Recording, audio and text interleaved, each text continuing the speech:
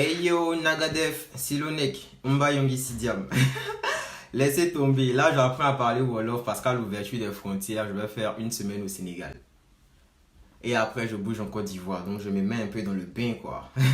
Bref, c'est pas le but de la vidéo. Aujourd'hui, je vais parler des AVI.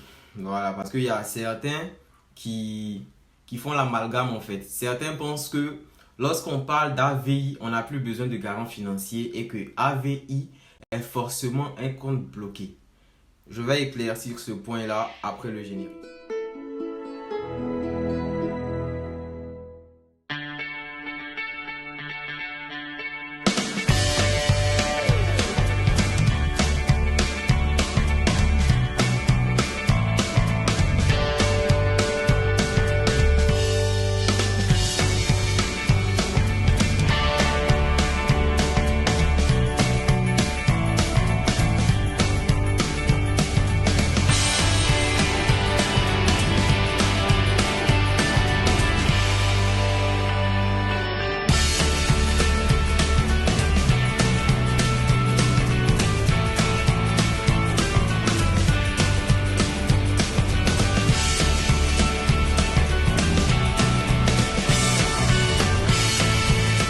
Retour. Alors, AVI, pour ceux qui ne le savent pas, c'est attestation de virement irrévocable.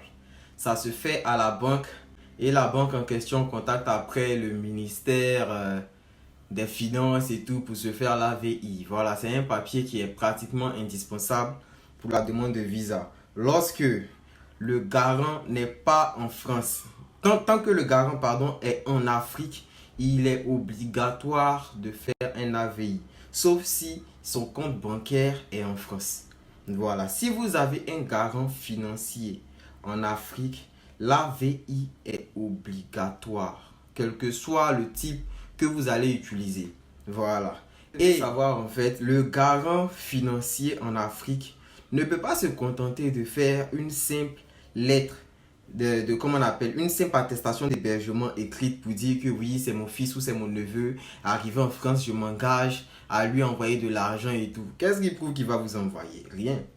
Le garant qui est en France, par contre, dans les banques françaises ici, ils ne peuvent pas faire d'attestation de virement irrévocable. Du moins, pour ce que je sais, ils ne font pas d'attestation de virement irrévocable. C'est pour ça que ici en France, lorsque vous avez un garant qui est en France, il suffit juste qu'il écrive. C'est même pas obligé de légaliser. Voilà, ici on ne légalise pas comme ça. Il n'y a pas... Contrefaçon n'existe pas trop, quoi. Voilà. Donc, il suffit juste qu'il écrive. Mais dans tous les cas, si vous avez un garant en Afrique, que vous faites un compte bloqué ou que ce soit un garant physique, l'AVI est obligatoire.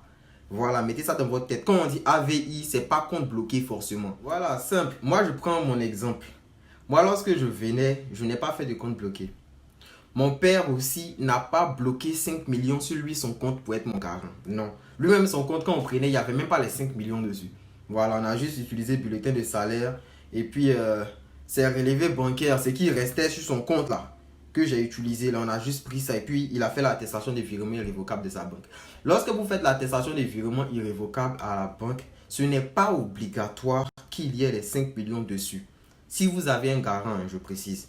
Si vous avez un garant, ce n'est pas obligatoire. Parce que dans tous les cas, lorsque vous allez faire l'attestation de virement irrévocable, si la banque doit vous virer de l'argent, elle va vous virer quand il y aura l'argent sur le compte. Et c'est très bien écrit sur, comment dire, l'attestation de virement irrévocable, que la banque s'engage à vous virer 615 € en réserve de provision sur le compte. Donc, ce n'est pas obligatoire de bloquer 5 millions lorsque vous avez un garant. Oui, je dois préciser une chose, pour ne pas que ça crée la confusion chez vous.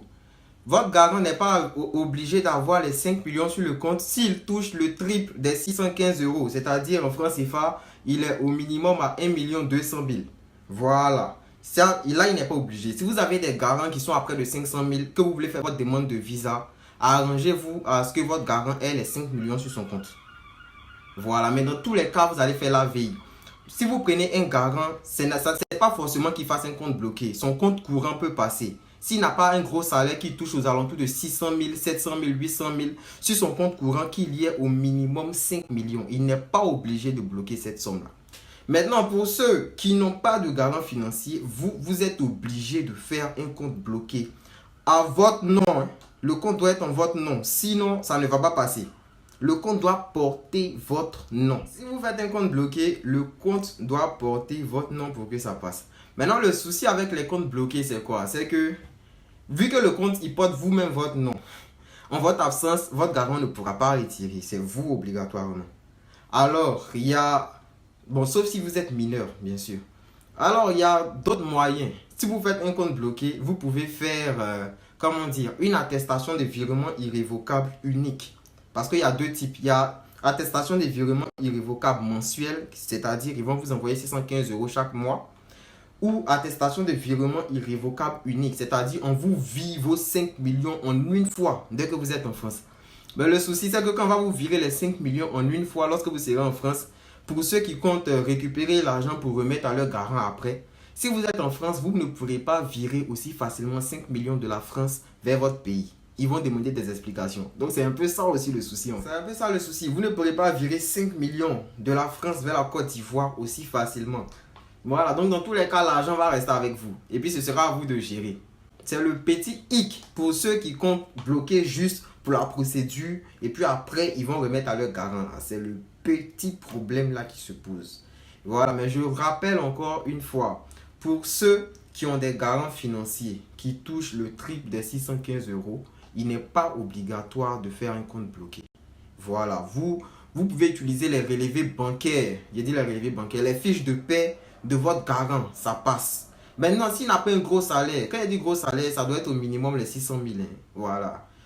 Là, il doit avoir 5 millions sur son compte. Ça peut être son compte courant, pas forcément un compte bloqué. Mais il doit avoir les traces au moins des 5 millions sur son compte. Comme ça, au moins, on sait que vous allez vivre un an avec les 5 millions. Lui, les 500 000 qu'il touche là, il pourra se débrouiller avec aussi. Vous voyez. Et puis aussi, il y a les mouvements de compte. Les mouvements de compte qui comptent aussi. Bon, je ne sais pas si vous allez comprendre ce que je vais dire. Les mouvements de compte qui comptent.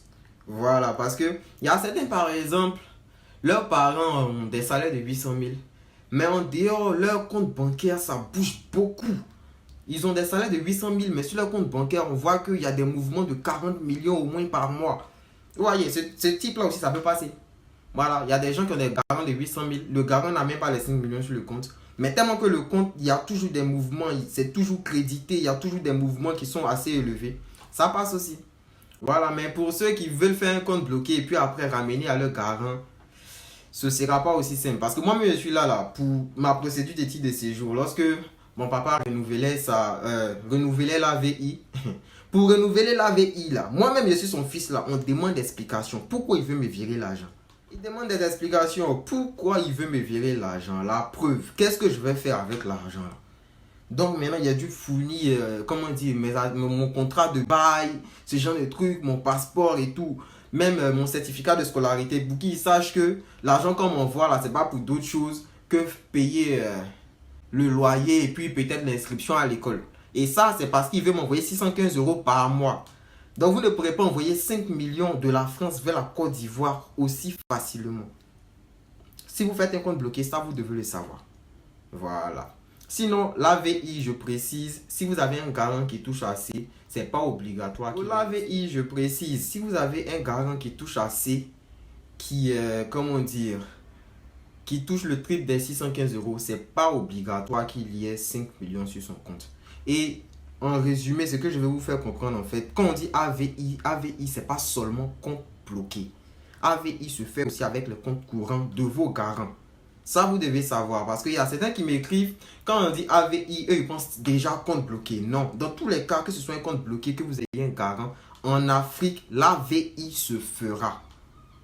Voilà. Ça, vous devez savoir. Et pour avoir un garant assez cohérent, pour que ça passe au visa, moi, je vous conseille de diviser son salaire par 3 pour faire l'AVI. S'il touche 800 000, faites 800 000 divisé par 3. Ce que vous allez trouver là, c'est ça qu'il doit faire comme AVI. C'est la somme là qu'il doit vous envoyer par mois. Si ça ne suffit pas pour les 615 €, prenez un deuxième garant. C'est simple. Et puis pour ceux qui ont des garants français, des garants en France et tout, ceux-là, quand vos garants vont vous faire la prise en charge, il faudrait que la somme qu'ils vont vous donner soit précisée dans la prise en charge. Voilà, ils ne peuvent pas dire que non, ils vont vous prendre en charge pour vos frais de toute nature et puis ça s'arrête là. Non, ça ne se fait pas. Ils doivent préciser la somme consenti qu'ils vont vous envoyer pas qu'ils vont vous envoyer, qu'ils vont vous donner par mois. Ça doit figurer sur l'attestation de prise en charge. Voilà, je ne vais pas être trop long. Je vais m'arrêter là. Abonnez-vous à mon compte Instagram Mehdi Kodjan si ce n'est pas encore fait. Je prévois un direct dans quelques jours. On est ensemble.